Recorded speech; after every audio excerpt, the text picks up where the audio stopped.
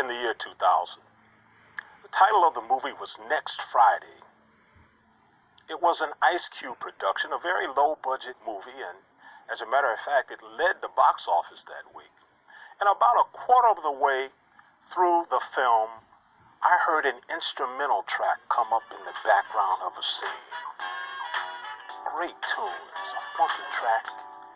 I started snapping my fingers, and I said, I know that tune. And I know that group.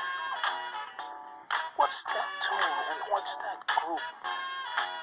And then the vocals came in. And I heard my voice. That was the song that I recorded way back in the middle of the 70s with the group Cameo on their first album, titled Cardiac Arrest. The title of the song was Rigor Mortis. And of course, my first response was, I'm in a movie. Fantastic. I was feeling so good, and I almost felt like standing up and dancing to the music. Anyone, I'm sure, would feel the same way if they heard their voice or saw themselves in a movie for the first time. But then as I was feeling so great, I started to think about when I was with the group. And I said, wait a minute. When I was with the group, I only made $100 a week to perform live, to rehearse, to record, and even in the 70s, $100 a week didn't take you too far in New York City.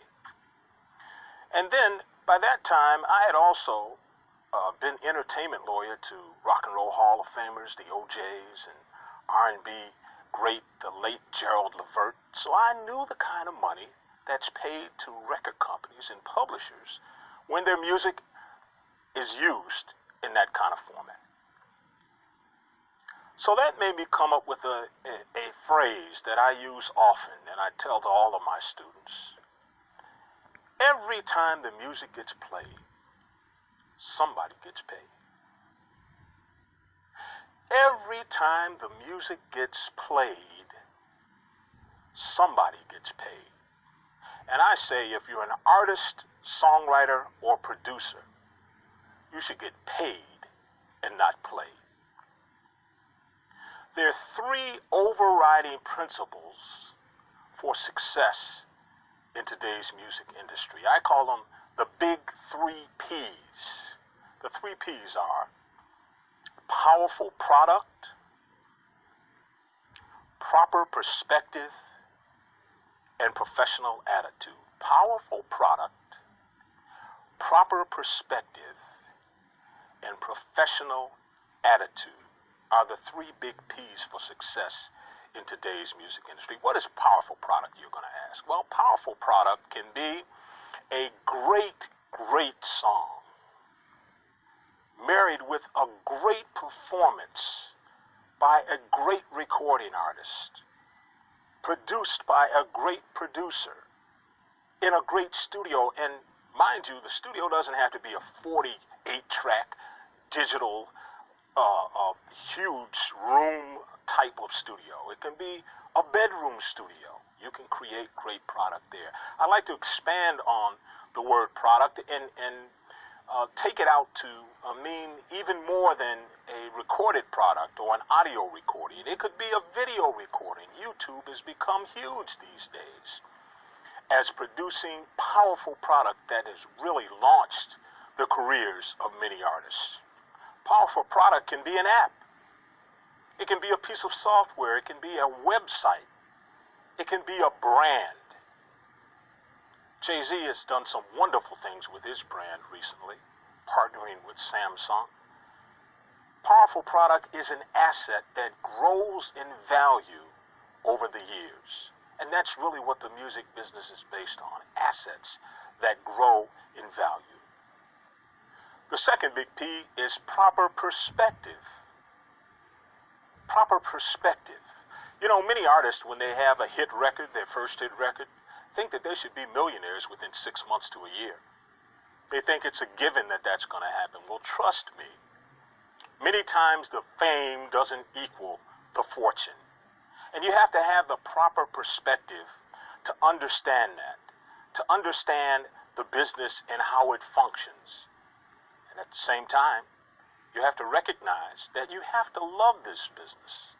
You have to have passion for it if you're going to stay in it. If you want to be in it, you have to love it. One of my colleagues told me a story about the great Niles Rodgers. The great Nile Rodgers is a guitarist and producer, and he started off with the group Chic back in the 70s. They had great hits like La Freak and Everybody Dance. He went on to produce great artists, Madonna, David Bowie, Diana Ross. He even had a hit this year, currently on the Billboard charts, with Daft Punk. And he says that the first contract that he signed was at once the worst contract and yet the best contract that he ever signed. And by that he meant that he clearly didn't get everything that he wanted as far as money goes. But that contract provided the vehicle for him to display his talent to the world, the opportunity to show the things that he could do. And as it turns out, he's working and has had a long career of over 40 years. And that brings me to the third big P, which is professional attitude. What is professional attitude? Well, it's important for you to get a great education in the business dealings behind music, which you're doing right now by taking this course. You need to understand what copyrights are, what contracts are, and the various provisions in contracts, how you're accounted to. So important to have that background.